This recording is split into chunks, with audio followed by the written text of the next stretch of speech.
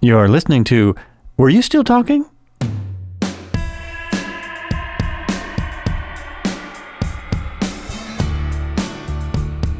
Hit record again. Whew! Oh, that was close. I almost didn't hit record. Hey, welcome back. This is Joel Albrecht, and you are listening to Are You Still Talking? And with me today, I have Amy Lyle. I remembered her name, so that is good. And we are actually starting over because she has written a book called The Book of Failures, and we had a bit of a fail. It turns out that, after we did a whole podcast, and then she asked me about her sound, and does it sound really terrible? And as a nerd, I started telling her things she could do for her sound, and she realized that she had a really nice microphone in her cupboard that she hadn't plugged in. So now there it is. Yeah. So now I'm so sorry. Is that one of your sponsors? You could use. Sponsored by Blue. No, it's not one of my sponsors. No, maybe you have to get a hold of them. So but it could be. But it could be. It could be. So Amy Lyle is an author. She is a comedian. She is a writer. I said author, writer, same thing. And she has her own show, which is called The Burbs, and it's produced locally, and it goes all over the world, and has actually a pretty big following, and is about, largely it's about women? It's about women and life in the burbs. Our motto is, we may be out of the city, but we're still in your business. That sounds like that's been the motto for the suburbs forever, right? That's That's right. I think that's a very old suburb. That's probably been around since World War II. Well, that's fantastic. And how did that get started? I'm going to try and remember all the questions I asked on our first podcast. Okay. Yeah, how did that start? How did that start? So the podcast started, I was on a book tour for the Book of Failures, available anywhere you buy books. And I was so lucky to get picked up by a local television, WXIA in Atlanta, Channel 11, Atlanta and Company. And, you get your 3 minutes on their show. And they said, oh, do you want to stay for the last segment? It's like a round table, kind of like The View, but really nice ladies not talking about politics. But, it's usually women's-ish parenting and stuff like that. And I said, sure. And I went on the show, and that was in May of 2017. And now I've been on the show almost every other Tuesday since 2017. They're just so nice to me. And they just kind of have a Rolodex that they need guests every single day. Wow, that's and so great. they roll me through there, and it's really fun. So from doing that, another local group, it's called UI Media, was like, hey, do you want to be a guest on our show? And then they started saying, hey, one of our co-hosts is out. Would you like to sub for them and start hosting and be a co-host? And then eventually that led to, they're like, would you want your own show? And I did want my own show until I tried to write and do my own show. And then I realized I was not David Letterman with a staff of 25, and I couldn't do it. And so I ended up getting a co-host, Gina Riles, and we've been having so much fun. So it's an hour-long talk show. Oh, it does go an hour. That's something I didn't ask you before. So that's great. And you have guests that. Yeah, we have guests. We do a lot of creatives, authors, but we also have business people. A lot of the people that watch our show have like a side hustle, or they own their own business. And so sometimes we have, time management, or how to exploit social media to the fullest. Or that's funny. That was an interesting flip you almost did. I know. Exploit sexual what? I think. What? Is that a new kind of social media? Social media? Is there something I don't know about? That when we were doing the show before the microphone, Joel and I were talking about this show, wanted me to host, and I didn't know until I showed up at 6:30 in the morning that they had a prostitute on the show, and we were actually discussing how I did not want to exploit somebody, in that field, and they'd been sex trafficked or as a prostitute or whatever. So I think that was still on my mind. That was still, yeah. Exploit social media. That's what I meant. Oh, that is a hard one to say, actually. That's a really hard one to say. And social media, yeah. You, in order, before you started this show, you wrote 2 books. Yes. What is the full title of the first one? It's not just called Book of Failures. I thought I wanted a title that when people read it, they said, that lady has probably had some problems. So it's called the Amy Lyle Book of Failures. There it is. Here's the back. Just so you know, Joel, even my butt cheeks have been photoshopped. So, okay. So was that real, or was that, did you do that for the book? I mean, did you show up for the photo shoot and that actually happened, or did? No, it was based on a story. I mean, every woman has done that before, right? Where they tuck their skirt and so their Spanx or whatever. And so we just reenacted it. Oh, okay. The story. And then the second book is We're All a Mess, It's Okay. Here, I'm going to show you. And here, you know what, Joel? We'll talk about something else. See this alpaca? Mm-hmm. Oh, yeah. That is a real alpaca that I paid for from Atlanta Animal Casting. Oh, and wow. I thought of it like a couple days before doing the photo shoot, like what would be funny and interesting and weird to have on set. And at the same time on social media, there was this darling viral video about alpacas going into schools or senior citizen centers or hospital, almost like dogs, like golden retrievers, they lower your heart rate. Oh, yeah. Yeah. Yeah, comfort animals. Comfort animals, that's comfort right. Animals. Yeah. And so somebody on Facebook actually said, you should get an alpaca for your next book, for the cover of your book. And I was like, I will. And I'm in North Georgia, and you're not going to believe this, but there are llama, alpaca, stuff like that, farms north of me, like a couple hours. So I got on the phone and started trying to find a llama or an alpaca. And I'm not kidding you, the conversations were so funny around that. People were like, yeah, you can come up here. And actually their voice was kind of like, yeah, you can come up here and bring your friends and take some pictures with the llamas. And I was like, no, you have to bring the llama to the studio. Right. It's a photo shoot. And they're like, well, we don't have no trailer. Or they'd say, we don't have no traveling llamas. I was like, oh my gosh. So at the last minute, somebody recommended Atlanta Casting. And they're like, we'll do that for $2,000. And I'm like, I'll give you $500. And they're like, okay. So that alpaca was on its way to South Georgia for like an Avengers movie. Like that llama was on its way to be in a movie, and it, stopped by the photo shoot for an hour prior.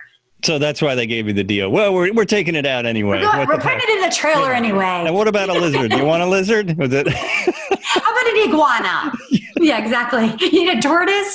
I don't know what kind of animals they had. No tigers. My guess is they have almost everything. Well, that's interesting. You mentioned that. The last person I had on the show worked with tigers, and he's a wonderful man. He uses big game and small game to help people with stress. It's a very unique program that he does. But I have seen the Tiger King, so it was, it was like, I gotta ask. And thankfully he hadn't seen the Tiger King, and we got over that subject very quickly. But it was kind of nice to have someone who's part of that industry, but understands that it, can be a terrible industry, and he's using really, these are rescued animals. They treat them as good as they possibly can, and they help people.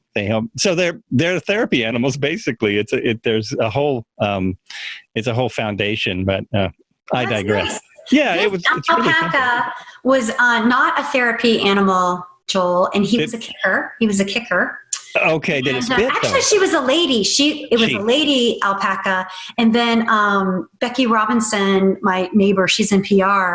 She said, she's like, look at this. And she had taken, these great clean shots in the studio. Mm-hmm. And then she has that software that makes them talk. And so it was hilarious. So then I had my friend Chris Corso, who's a voiceover guy, and he sent me all these funny voices. It was like a British, very formal, alpaca. And then, it was hilarious. So he ended up doing kind of a South American accent where he called himself Santiago, and he was like, we're all a mess. It's okay. It's very, very, very funny. And he would, tell a story about, this book made my mother like me better. And then at the end of all the videos, he would say, I love you. I love you so much. So are these videos up somewhere? Are they on Facebook? Yeah, you can go. I think a couple are, of course, are on, if you go through social media, I post them on there once in a while, but they were really funny. And it was a way, you're in this business too. So it was a way to bring attention to the book without saying like, buy my book, buy my book. It was just like a funny way to kind of keep it in front of people. Oh yeah. And, yeah. It really worked. I, to this day, still get like alpaca socks, glasses, pajamas, pencils. Like people send me paintings of alpacas because they think I love alpacas, which I do, but like that's not why I had it on the cover. So I thought that was kind of a funny story. That's a hilarious story. It's interesting because I live in alpaca country. I mean, it's not naturally that way, but Oregon used to be, I'll say the I-5 corridor. Certain segment of Oregon used to be a lot of hippies. I don't know if you've ever heard that about Oregon, but it was there's kind of a lot of hippies around here. So the same thing happened to there's still a lot of hippies, but same thing happened to most hippies in Oregon has happened to all of them. They turned into yuppies. Well, yuppies want to have farms and they want to have nice little animals. And, they thought getting an alpaca or a llama, they're such cute little animals. And that's a really good way to make some money. Maybe we could sustain ourselves with this. And, it's like the 1 out of 10 of them probably worked. Most of them have about 10 alpacas or llamas and they like them, but I love all the animal, like you could have an alpaca. A girlfriend's daughter recently got married and they had llamas or alpacas at the wedding. Oh, and just add an element. And then down the street from me in Milton, Georgia, there's a woman, it's an impeccably beautiful farm. And she has goat yoga. Oh, she does? Oh my gosh. It was magical. You would not believe that. Are like, I'm sure you have it all over the place in Portland, but there's a few places here. It was so fun. And she didn't have any baby goats at the time. It was just grown-up goats, but they were so inquisitive and they come out. It was, I don't know, it was something, I don't know how, I'm terrible at yoga anyway. So it just kind of made it fun. And we had mimosas and it was like a launch celebration. So I love all the stuff with animals. I love animals. It's sweet. Goat yoga is just so bizarre. And it actually started right up the road for me. I believe it. This lady started it and I think a video got out of her doing it. And now, boom, it's exploded. I mean, what's it take to do goat yoga? Well, you get some baby goats, all these people already taught yoga and there's nothing like a baby goat. I don't know. They're so cute. They jump around. They are so cute. I know. She had bunny rabbits and chickens, and she did not have an alpaca, but she had a lot of other stuff. It was a lovely day. I don't think people could afford to do that as a regular. It's kind of a novelty. It was like $50 or $60. You're not going to pay that much to go to a yoga class every week or whatever. Some people go to yoga every day, but for a treat or someone's birthday or whatever, it's really fun. They seem to be filling up. They seem to stay full. So let's talk about the Burbs. How you have a partner with that? I don't think we got around to how that actually started. Because we got sidetracked on the photo shoot. Oh no! Okay, sorry. So in the Burbs, my co-host is Gina Riles, and she always wanted to be in broadcasting her whole life. And her dad said, "No, you're going to be a teacher." So was a teacher for many years, and then a super mom. Call her super mom, and she's like a fitness instructor and stuff. And she was my tennis partner, and she had actually asked me a couple times. She's like, "Let's do a show and let's call it Coffee Talk," and just out of our house or whatever. And I don't know, we just never got around to doing it. And so then when UI Media said you want to do a show, I was like, yeah. And Gina and I, it's like we're friends, but we're not we don't have the same views on everything, and we're just the way we raise children is so differently. Our lives are very different. I think that makes good for co-hosts. We don't agree on everything. Right. And she has a great circle of friends that she pulls from as guests. Like she's friends with Karen White, who's a New York Times bestselling writer, and she lives right here in Atlanta. And it's been really fun. And you know, because you're doing this by yourself, it's kind of nice to have two people promoting the show, and two people, going after sponsors, and two people coming up with ideas. It's really nice and collaborative, and we get along so beautifully. And she's coming around. She hasn't been doing TV that much, but now we're into our second season, about halfway through our second season, and you can just see her kind of blooming and coming alive and getting more comfortable. Because at first, you got the teleprompter, and you're worried about the mic, and there's people in front of you. There's big lights. It's a lot going on, and all the technical stuff of zooming someone in or going to commercial break or coming back from commercial break. So, now we're getting in the groove of it, and it's getting more and more fun. Well, I've been watching. I watch a small show called The Today Show that's on once a day. Actually, my wife watches it. I almost said my girlfriend. We got married recently. Congratulations! Thank you. Yeah, that's quite a story. I could talk about COVID weddings. Sure. Strange deal. So anyway, on the Today Show, they have this weatherman named Al Roker. I don't know if you've ever heard of him, but he is proving, and I think this is unfortunate for the people who produce these shows, he's proving that you can do the show at your house with 3 cell phones and a couple laptops. He's doing his segments now that look every bit as good as they always did. And he's really into Mac products. So he has 3 iPhones, maybe 4, and a couple laptops. And, he uses one for a teleprompter. He uses one for his prompter so he can see what's going on. He's using his cameras are just iPhones. He has a giant monitor that they must have sent him from the studio. And it's just like, wow. And look, he's just doing that. He's just in it. It's wild for someone that big. A positive thing. I've seen that on all the major news channels, right? You can tell they're shooting out of their house, which is so cool. But one positive thing that came out of this is, like, my husband, we do live in the burbs, and he's been driving to downtown Atlanta for, his whole career. And he gets up at 5, he leaves at 6 to get into, or it would be traffic, horrible. And what his office has found out, and they're very traditional. You come in, it's like, IBM, you wear a tie, and, very strict. And what they discovered is everybody is equally as productive working from home. Everybody is equally as productive. They've realized they don't need as much staff. They realize, the money that they spend on this beautiful building, they probably need half the space that they do. They could have people. And they found out, they're like, when I'm in the office, I pretty much just call you anyway. You're not getting up and going over. It's like, I'm just calling you. So why can't I just call you from home? And so, when he has to go to appointments anyway, it's just amazing, like the gas and the wear and tear in your car and dry cleaning and going out for lunch. I mean, all of that really adds up. And so that's been a benefit. So right now they're only going back in 2 days a week.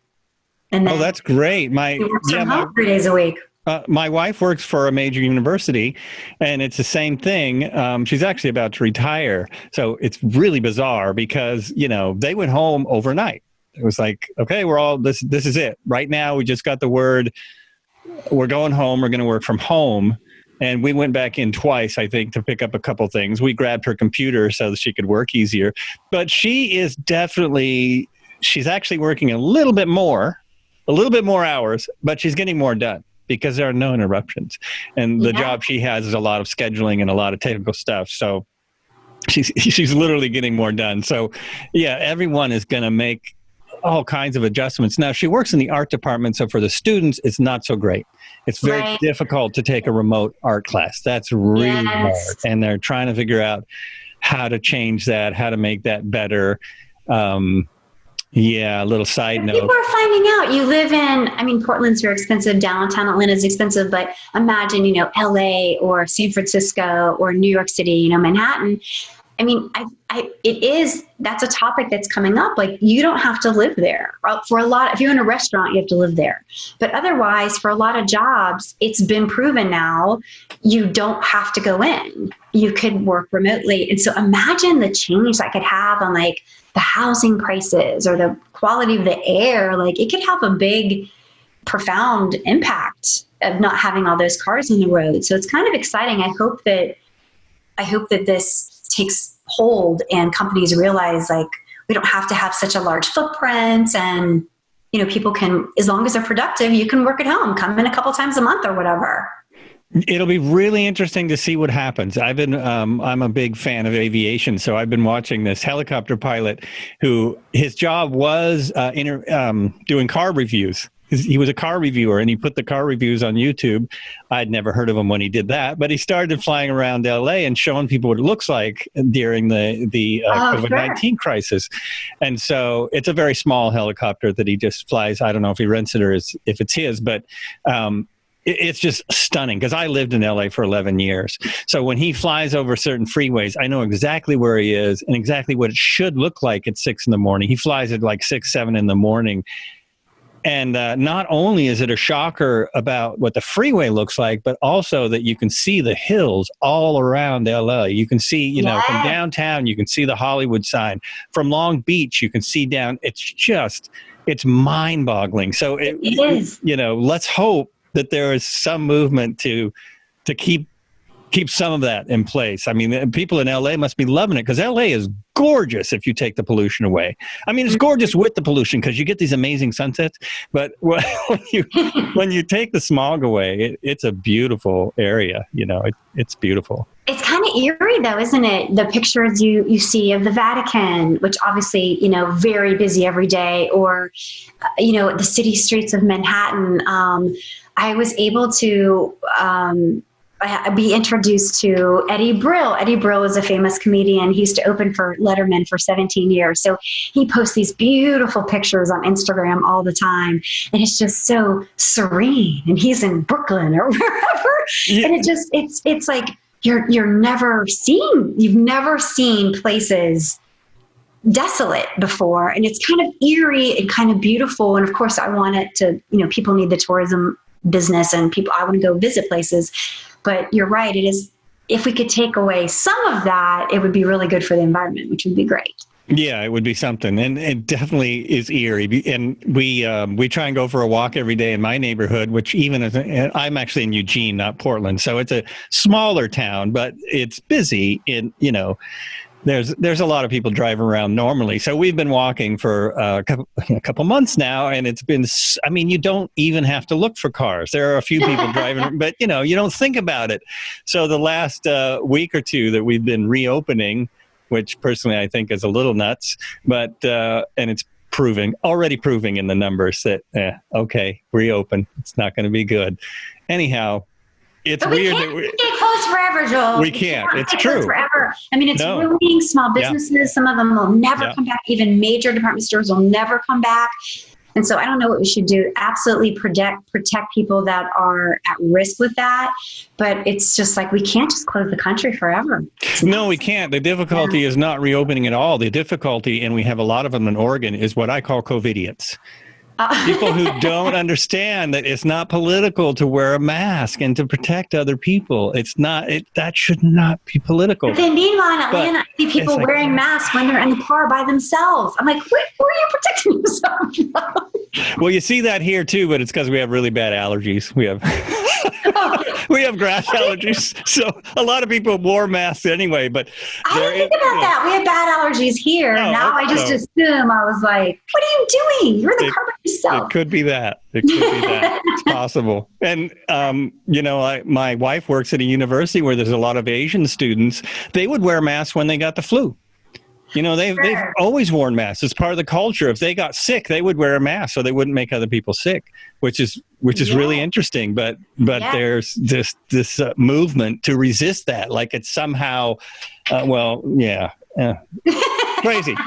So back to your part of the world. Say, like the founder of Peach is a clothing line, Janet Krause, said masks are going to become like mittens and gloves. Right. Because now we've grown accustomed to it. So now maybe during the flu season, maybe that curve will go down faster because people are like, wait a minute, it's flu season. Oh, okay. I'm going to protect myself from that. Maybe. I don't know. Maybe. Well, I would hope. Hope that, I mean, that's how it should be now. And like I say, the only reason that the numbers are spiking is because people, I mean, even when I watch protests in cities all over the country and all over the world, because this isn't just us, this is the entire world, you see a lot of people who don't think they need to protect themselves or others. You're really protecting others. You're not protecting yourself. You're trying to protect others. And I've seen a lot of it. And I don't know. It's bizarre. It's a bizarre thing. I mean, we could, we have a friend that lived in Hong Kong and also have acquaintances, people, friends of friends who live in Asian countries who did not close. They never close down because people will wear a mask. It's a different Oh yeah. It's a different culture. So in Hong Kong, if you wanted a coffee, you wear a mask. If you want to go out and get something to eat, you wear a mask. Otherwise, you don't go out and you don't get anything to eat. Like, period. Wow. The end. And here, people are looking at it like it's, somehow disrupting their freedom, which is, I don't know, it's just bizarre. But that's how we could have never closed if people understood that there's ways to protect each other and there's ways to keep the spread besides social distancing. This country closed down, and a lot of countries, because, well, first, we didn't have masks, honestly. America didn't have enough masks, even for medical personnel, so we certainly didn't have enough for all of us. We're just now getting to a point where we probably have close to enough for anyone who wants to go out, but it's still, it could be fairly safe, comparatively safe, if everyone wore a mask. There's my rant from a podcaster, not a doctor. My daughter and I got the opportunity to go to Beijing a couple of years ago, and my friend lives over there with her husband. They're expats, and she's like, any airfare that you get for under $1,000 is good. Grab the ticket if it's under $1,000. So I kept playing with the airfare. I was like, oh. And then I realized that I had booked myself and my daughter for 18 days in China with Kristen, which my friend Kristen's probably like, no, that's too long. But anyway, so I got to see a lot of China. What was interesting when you came into China is this was a couple of years ago, they take your temperature. And I didn't know that, but I wondered on the airplane, people were taking aspirin or Tylenol on the plane. I was kind of like, that's kind of weird. Well, it's because if you have a temperature, they won't let you in the country. And then you're right. Anywhere we went, this was 3 years ago, a lot of people had masks just because it's very smoggy there. Even on the Great Wall of China, when you're walking, it's hot.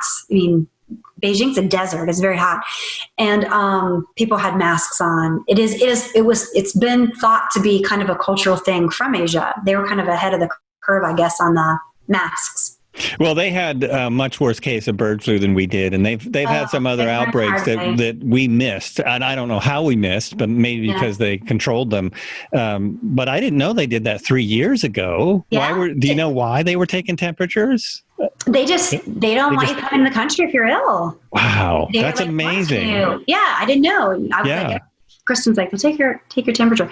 And my daughter, she's like 5'9" and, long blonde hair. And we would go to, the Summer Palace, all these, Chinese, beautiful, beautiful, historically significant sites.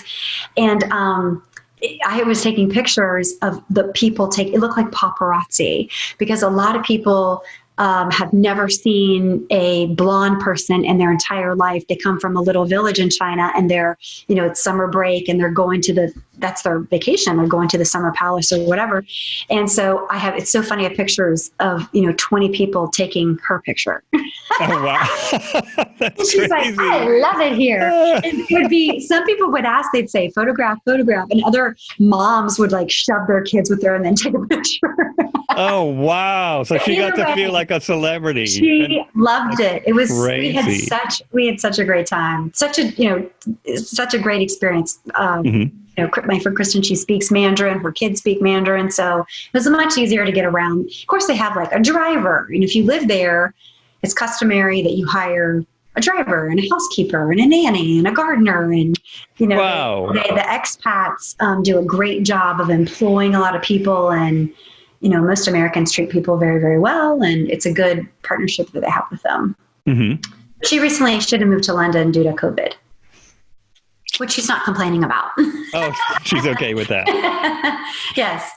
But she had to move to London? How did that come? I mean, how did that work? Well, they moved her. Odd. You know what? I don't know the answer to that, but I know she's not moving. I know originally it was because of the virus. She moved. And then now it's worked out where she's going to stay there. But they'd already been in China for like 7 or 8 years. And so they were ready to move. They loved it, but they loved that. They like to live in international places. They lived in Thailand. I mean, they've lived, all over the place. So exciting for them. Yeah. Now I can go see her in London for 18 days. Nice. I'm just nice. Kidding. I haven't booked that yet, but I will.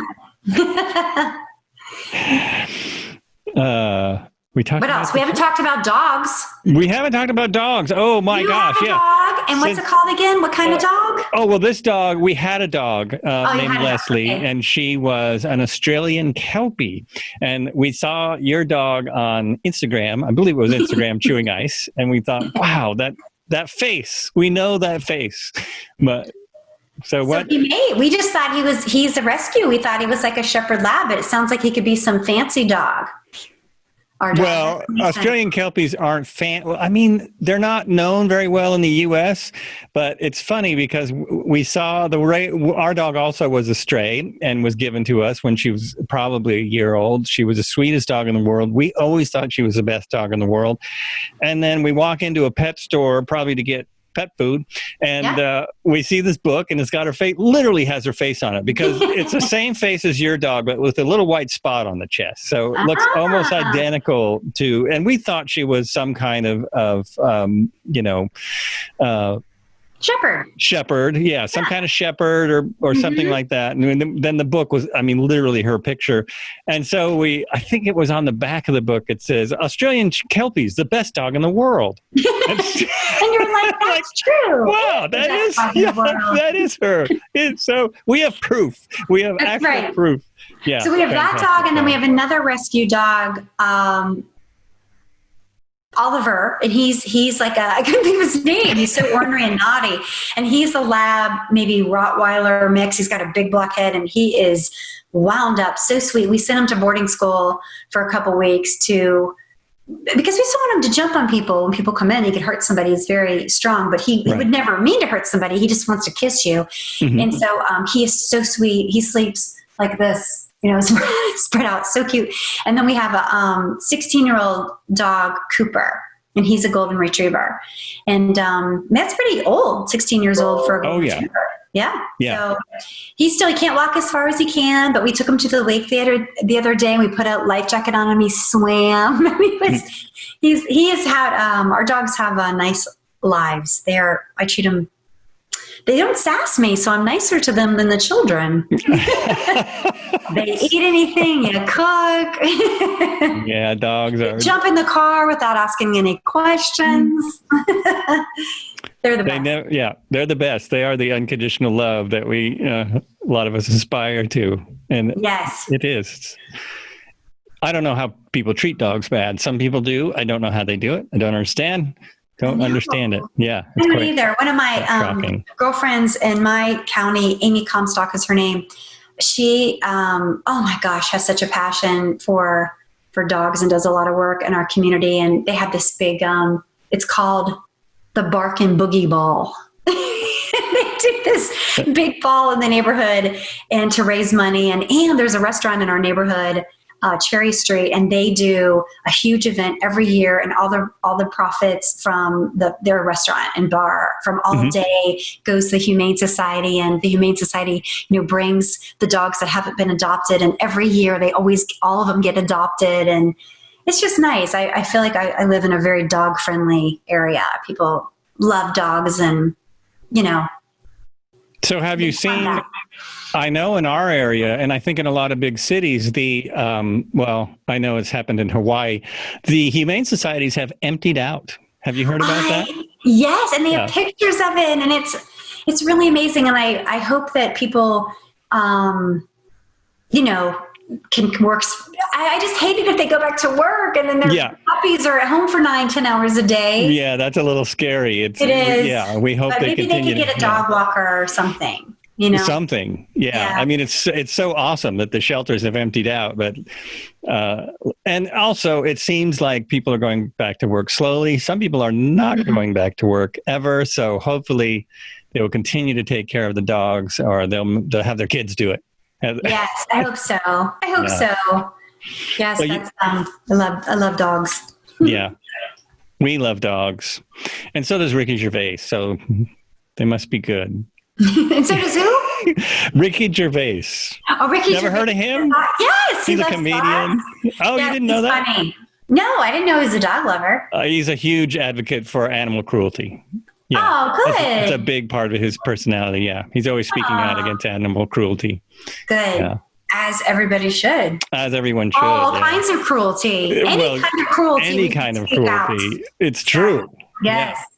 Stop the cruelty. Stop the cruelty. Stop the cruelty. It makes me sad, though, because usually the cruelty comes from somebody was very cruel to them. That's true. Sad. Yeah. Yeah, I think that's true no matter who it is. Yeah. Mm-hmm. Yeah, it's break hard the cycle, Joel. Break the cycle. It's hard. It's hard. Yeah. This helps, locking everyone in their house.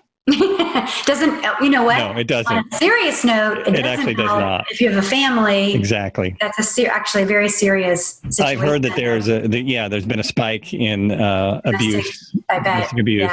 Yeah. Which that's awful. The minute I heard that, I was like, oh, that makes sense. The last thing you want to do is lock an abuser in with someone they're abusing. Children. Yeah. Yeah, there may be an uptick in murders, you know what I mean? Where if you were living with an abuser and they left every day to go to work and now you're with them every day, you may get to the point where you just hopefully leave forever, or you end up having to fight back in a very dramatic way because you can't, live with that. So it's so sad. So sad. I hope people seek out. There are normally in most communities places you can go to protect yourself and your children. So I hope people do that. Yeah, I hope they do. That's not funny at all. We're supposed to be talking about funny things, and that's not funny. We got off book. That's right. we got off book. Back to comedy. So do you have plans for another book? First of all, actually, something I forgot to ask you in the failed podcast. I mean, the first podcast is which will be released as soon as Amy gets extremely famous. Any minute. Right. We talked a little bit about your books, but I wondered, what's it like? I've never written a book. I actually started a podcast because writing is not my thing. Like a lot of people they write these big long posts on social media and they start a blog and they do I started a blog and I realized writing is just not as fun. I can sit and talk for hours. So what is your process? How long did it take you to write the first book? And it probably took from the day I started writing it until it was published a year, but that included, content editing and the design of it and proofreading and all that stuff. That probably took a year. I was, I kind of became obsessed with it. Like once I think that's kind of how you find your passion, right? You're doing something and all of a sudden you've been doing it for 12 hours and you're still excited about doing it. Right. And so I haven't always been a writer. I used to be a corporate trainer and I had to do a lot of writing, sales scenarios and manuals and stuff like that.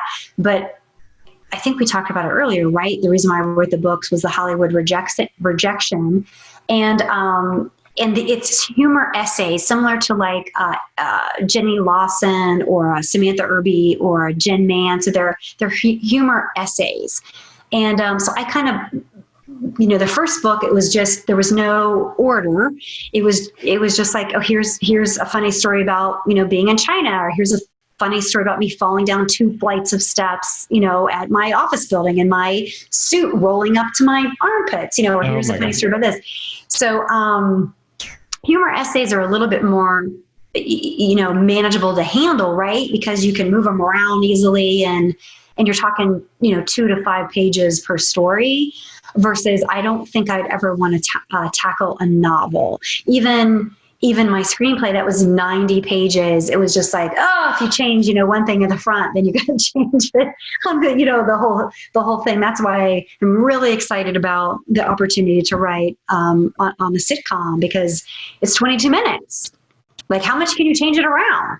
It's interesting. It's funny that you say that, because I watch a lot of behind the scenes stuff about different programs and different things. And,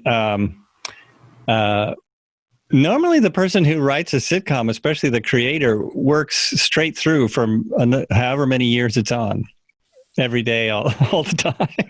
I know. That would be the dream job. Would it? Okay. That would be a dream. But I don't think that's the way it is now with streaming, because you could put out 10 episodes and then you decide when you're going to put out the next 10 episodes. If you had a contract with NBC, that would be different. But the streaming contracts are very different. Like, you remember Game of Thrones went away for an extended period of time. Ozark went away for extended period of time. Yes, I know. Yes, I know. And that's driving me crazy. I watch these. I'm a big fan of both of those shows you just mentioned. And Ozark is filmed right here in Atlanta. Oh, is it really? I've always wondered about that. Oh my gosh. It is if you're a big, this is going to test your trivia of Ozark knowledge, Joel. Okay. So remember the very sad scene of they were at the Lexington, Kentucky farm. Remember that scene? Yes. Yes. With the horse. And that is my co-host, Gina Riles. That was filmed in her neighborhood. Oh, wow. That farm is in her neighborhood. And then up where my kids were little, they went to camp, and they were little camp counselors when they were teenagers, on not Lake Burton. I can't remember what lake it is off the top of my head, but remember the opening scenes where they spend all the time in kind of like that fishing lodge. Oh, yeah. That was there. And then my daughter's, one of her best friends, remember the politicians, the lake house, that giant lake house? Oh, yeah. That's one of my daughter's best friends' homes. Oh, you're kidding. No. And so it is filmed all over Atlanta. And they let someone film in their house? Oh, and let me tell this, I didn't know this. You get paid, this is the wages of that. If your mortgage is $10,000 a month, they pay you $10,000 a day. Wow. I've heard a few horror stories about what happens to a house when people film in them. They said it's been great. They said it was great. Yeah. Uh-huh. Well, I've heard, that the producer, director, star is, I've heard nothing but amazing things about him. So he probably makes sure. Oh, Jason Bateman? Jason Bateman, yeah. Oh, I know. Big fan. Living here, and people that know, I don't know him, but people have met him or whatever, I've heard nothing but wonderful things about him. He seems like a nice guy. You should get him on your show.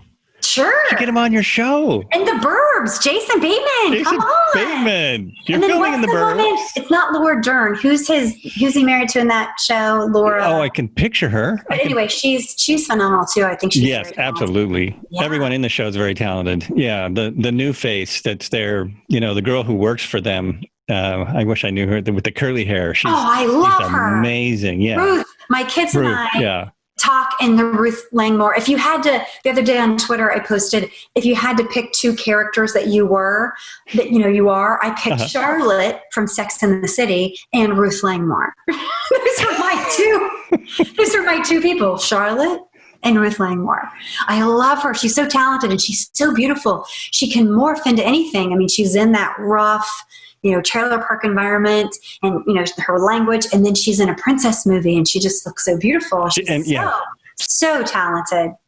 Yeah, I saw her in something else and it took a long time to recognize her. It's like, oh my gosh. There she is. That's a girl from Ozark. Unbelievable. Yeah.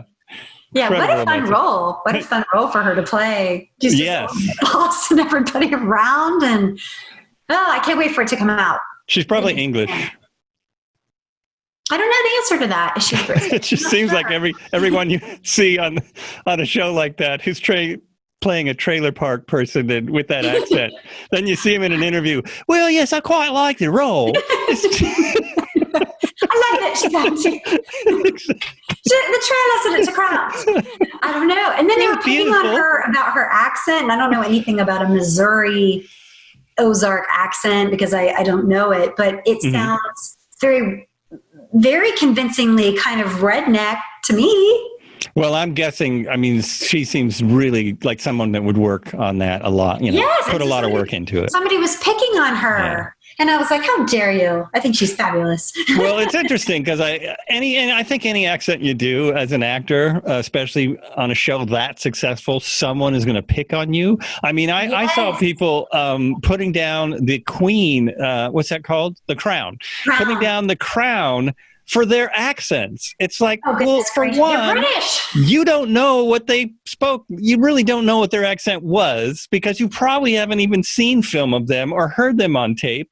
And for two, it's going to be exaggerated. It's a TV show. You're going to learn it. That's a good lesson. You probably have a lot of listeners that are creative, right? Like you, and they're getting ready to write a book or do a podcast or whatever. And that's something that you and I can both share. A words of wisdom is no matter what you do, somebody's going to criticize it. And I was so hurt, because when I wrote the Book of Failures, my intention was, of course, to say, look at all these failures that I've had, and I'm able to see the funny in the failures now. I believe, like Joan Rivers, tragedy plus 1 week equals comedy.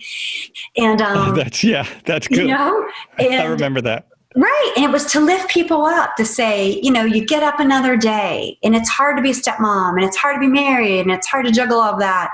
But you get up the next day and you try to do better. And that was the whole intention. It's kind of like, if I can survive, the theme of the book is, I am not a failure. I'm just having a little bit of trouble right now. That's the theme of the book. And people, I was just shocked. Like, somebody wrote me this, really had a lot of expletives, email about, you live in the suburbs. You don't know what it's like to have failure.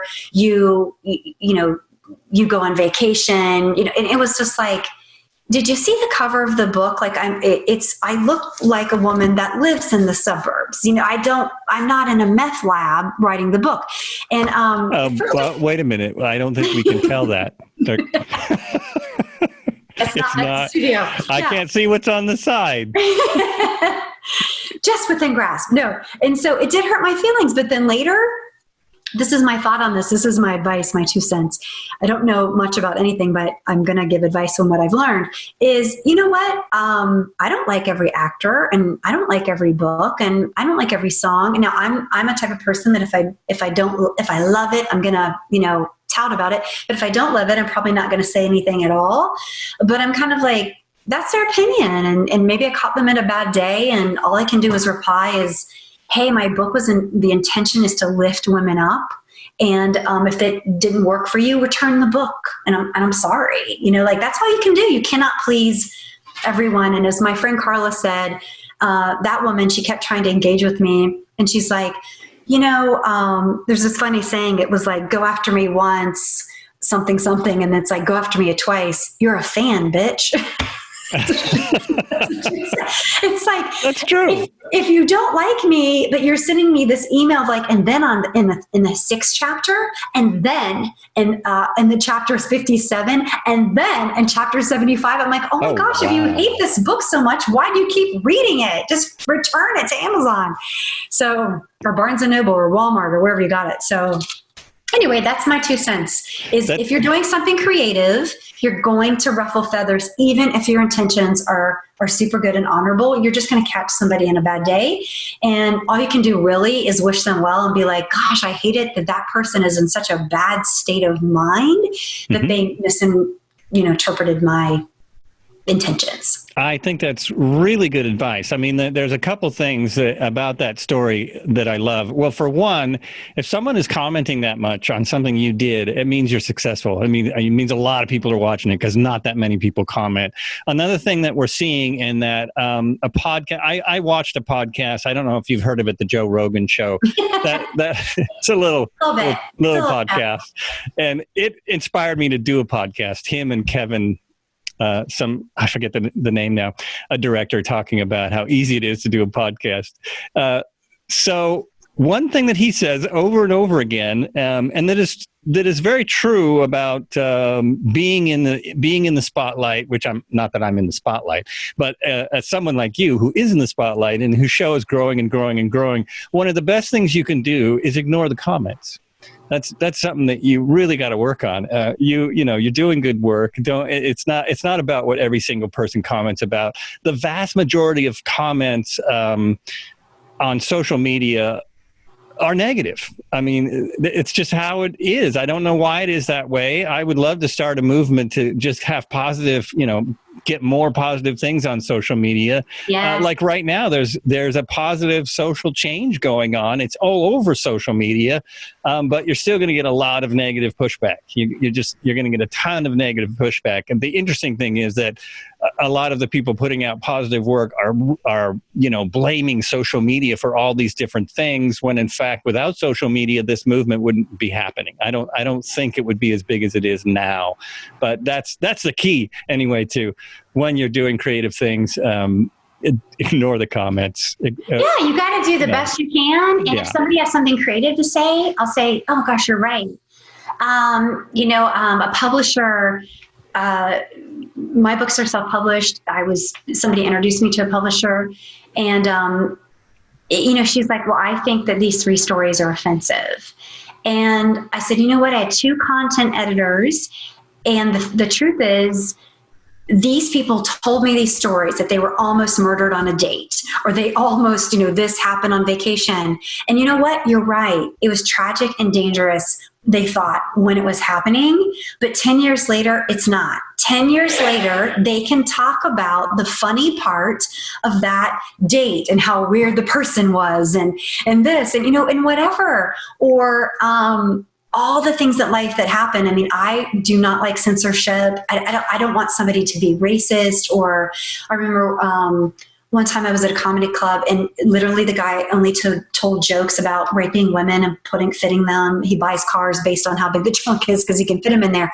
And I was like, okay, I'm offended by that. I guess there's a market for that somewhere, but I'm not going to pay to go see him in a club.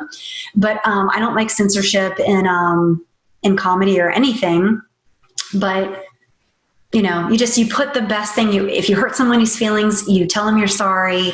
But if your intentions are honorable, you got to move on. Say sorry, and I'm going to move on. That's all you can do.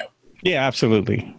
Absolutely. Mm-hmm. And yeah. I'm not taking the stories out. I'm right. I'm okay. Well, then I'm not for you.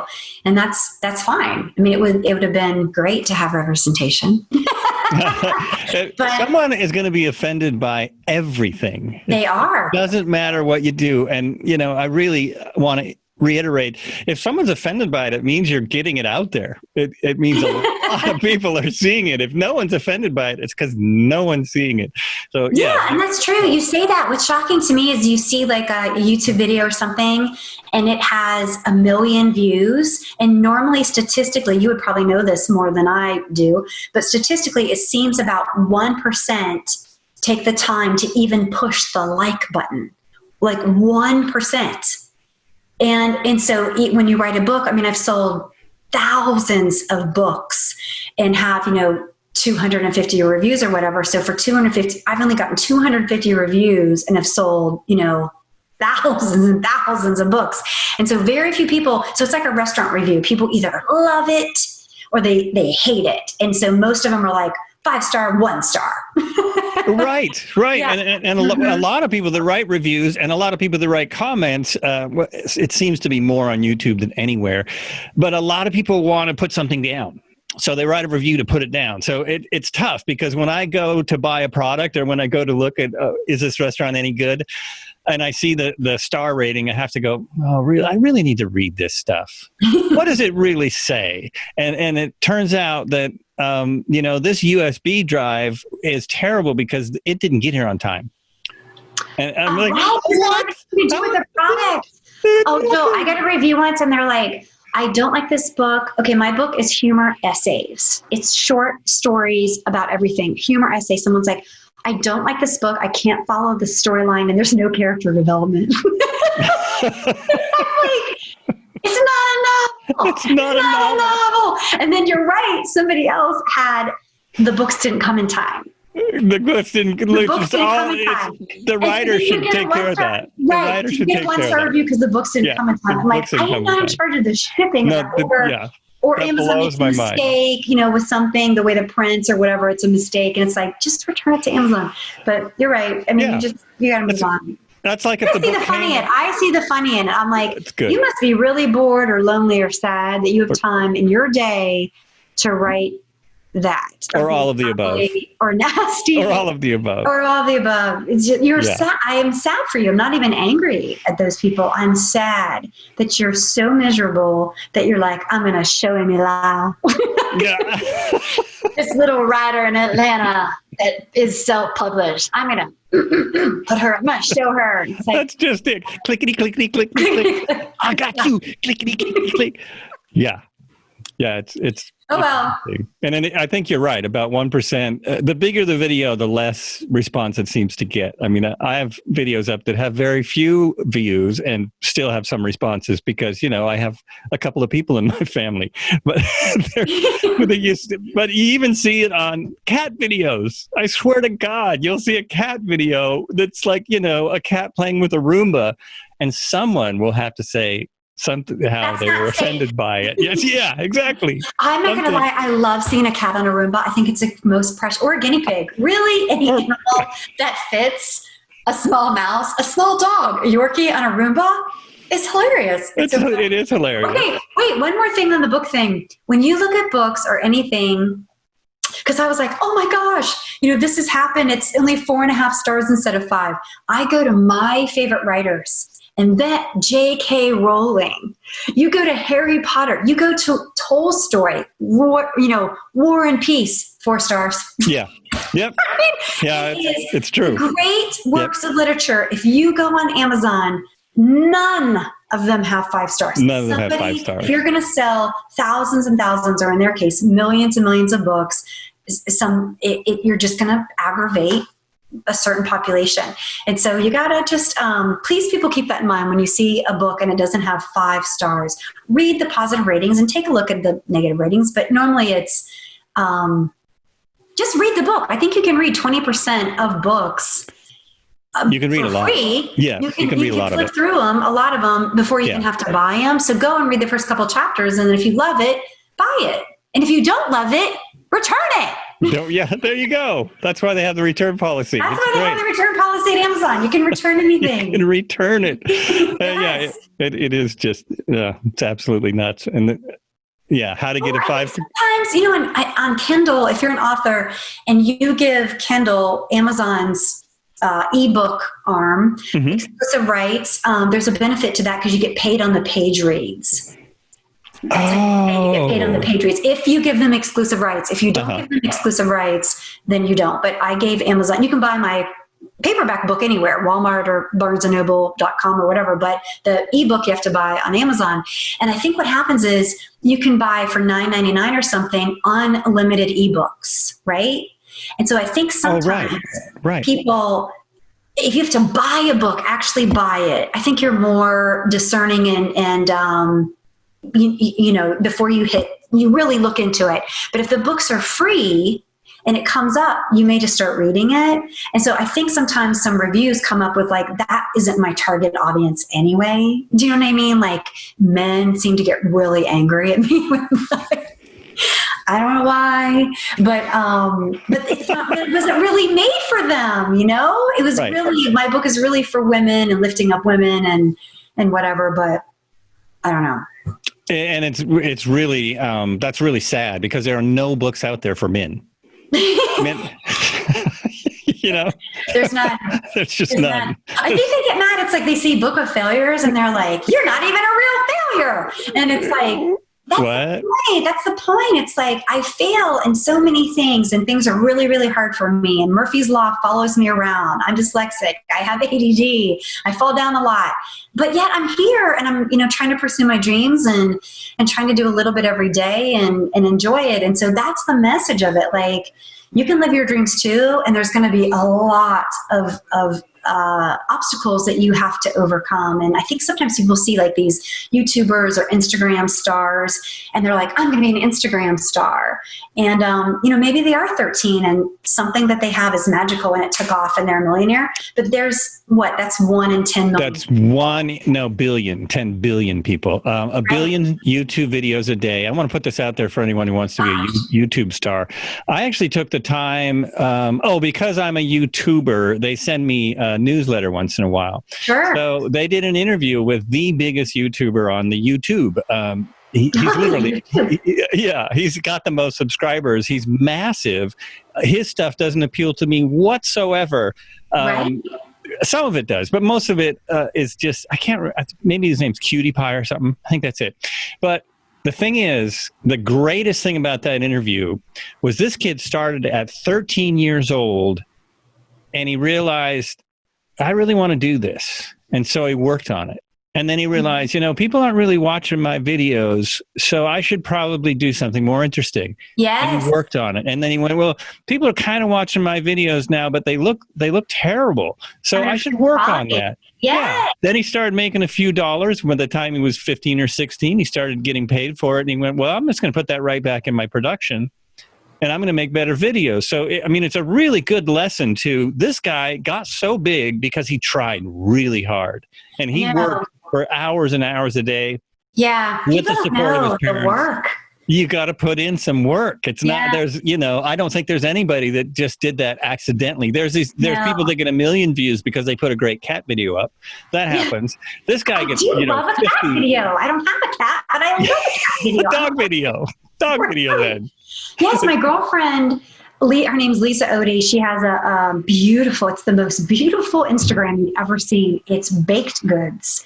So it's beautiful cakes and macaroons and it's beautiful. And she combined all her talent. This is so funny. Back in the day when she graduated from Florida State, she got a job with The Inquirer, actually putting, the magazine. She was a graphic designer. So the headline and, how the magazine looked. So she's got a beautiful... I know. Can you imagine? I can't imagine putting that on your resume. I know. Well, she's a graphic designer. So she did that. Then this is a great story. You should interview Lisa. Then she was a steward on a yacht. And she had it wasn't Jeff Bezos, but it was somebody of that, like a Silicon Valley type guy, tipped all the staff out thousands of dollars. And so she was able to go to cake school. That's what she wanted to do. So she did a professional cake business. Then she fell in love with photography. So that design and the baking and the photography is perfect for Instagram. Right. And so I think she has 250,000 followers. Wow. And she built that in about 3 years.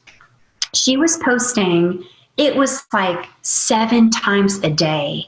And even if you're regramming, a lot of it is a regram, right? Because yeah, a lot of it's regramming because it's hey, I'm going to regram this beautiful cake that has 1 million followers. I'm going to tag them and maybe they'll reciprocate, and they do. And it is an immense of work. And now she does get I think the rule is kind of for every 100,000 followers, you get $1,000. So, an advertiser would have to pay her $2,500 to advertise, honey or a baking product, or I don't know. Those are kind of the rules. And so she is making some money with that. But if anyone thinks she just snaps a picture of a cake and puts it on there, they are wrong. It is lighting and people don't realize that. Yeah, people don't realize the work that just goes into post several times a day. There's a guy that I follow that's about, he's a trainer guy, and now I'm spacing out on his name. But anyway, he has he's sold millions of books, and he's got a massive following on all social media. And he one of the things he talks about is posting 3 times a day on 3 different social media things. That is a ton of work. And then once a week, he does a video. His videos are 10 minutes to a half hour, and they're self-help type videos. But that's a lot of work. And he started doing that on his own with absolutely no support whatsoever, just doing it.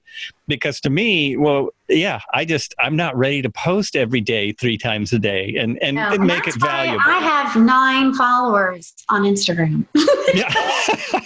I'm exhausted. And I bought Hootsuite. I don't know if it's one. Hootsuite is a tool that you can post across all platforms. So you can hit the button. I want to post this to LinkedIn, Instagram, Twitter, Facebook, my other Facebook page. You can do it all at once. Oh, okay. Which is nice. But then you'll get slapped on the hand by social media people saying, we don't post the same thing on Twitter as you do Instagram. And I was like, I can't take it. It's so weird. I just need to win the lottery and hire somebody to do it. It's really bizarre.